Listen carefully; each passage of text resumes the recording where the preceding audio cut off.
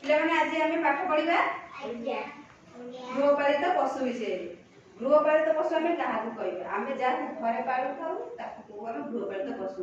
ଯେମିତି କି ଗାଈ, ଛେଳି, ମେଣ୍ଢା, ମଇଁଷି, ବିଲେଇ, କୁକୁର, କୁକୁଡ଼ା, ଘୋଡ଼ା, ଏମାନେ ହେଲେ ଆମର ଗୃହପାଳିତ ପଶୁ। ଆମେ ଏମାନଙ୍କ ଠାରୁ କଣ ସବୁ ପାଉ?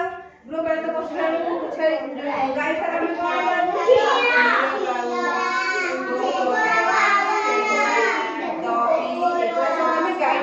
ଛେଳି ଠାରୁ କଣ ପାଉ?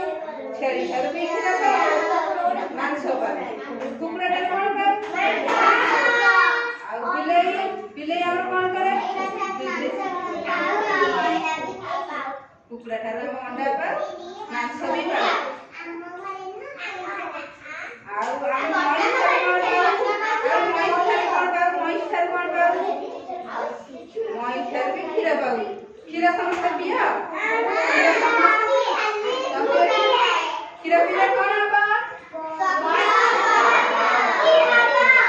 ଗାଈ କ୍ଷୀର ଆମେ ସବୁଦିନ ପିଉଛ? ଆଉ ସେଥିପାଇଁ ଆମେ ଘରେ ଗାଈକି ପାଳିଥାଉ। ସେଥିପାଇଁ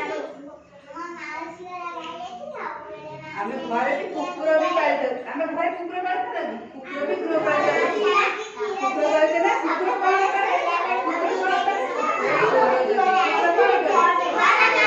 କୁକୁର କଣ କରେ? ବିଲେଇ କଣ କରେ? ମାଛ ଖାଇଦିଏ। ବିଲେଇ ବି ପାଳିଥାଉ। ଆମେ ଘରେ ବିଲେଇ ପାଳିନଥାଉ? ଛେଳି ବି, ମେଣ୍ଢା ଆମେ ସବୁ ପାଳିଥାଉ। ଏମାନଙ୍କ ଠାରୁ ଆମେ ଠେକୁଆ ବି ପାଳିଥାଉ। ମଇଁଷି ବି, ଏଗୁଡ଼ା ସବୁ ଆମର ହେଲେ ଗୃହପାଳିତ ପଶୁ। ବଳଦ, ଭେରି ଗୁଡ୍, କିଏ କହିଛି? ବଳଦ ବି ଆମେ ଘରେ ପାଳିଥାଉ। ବଳଦ ଦ୍ୱାରା ଆମେ କଣ କରୁ? ଚାଷ କାମ କରୁ। ବଳଦ ଚାଷ କାମ କରୁ। ହଳ କରୁ ନା? ହଳ ଦେଖିଛ ପିଲାମାନେ? ବଳଦ ହଳ କରେ ନା? ଛୁରୀ,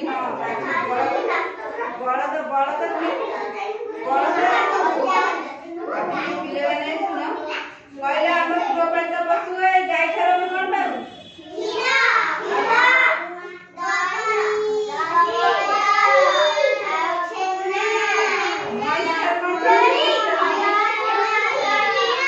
ଛେଳି ଠାରୁ କଣ ପାଉ? କୁକୁଡ଼ା ଠାରୁ କଣ ପାଉ? ଅଣ୍ଡା ପାଉ, ଚିକେନ ମାଂସ ବି ପାଉ କୁକୁଡ଼ା ଠାରୁ ନା? ତମେ କଣ ପାଉ? କହିଲ ଛେଳି ଠାରୁ କଣ ପାଉ? ଛେଳି ଠାରୁ କ୍ଷୀର। ଆଉ କଣ?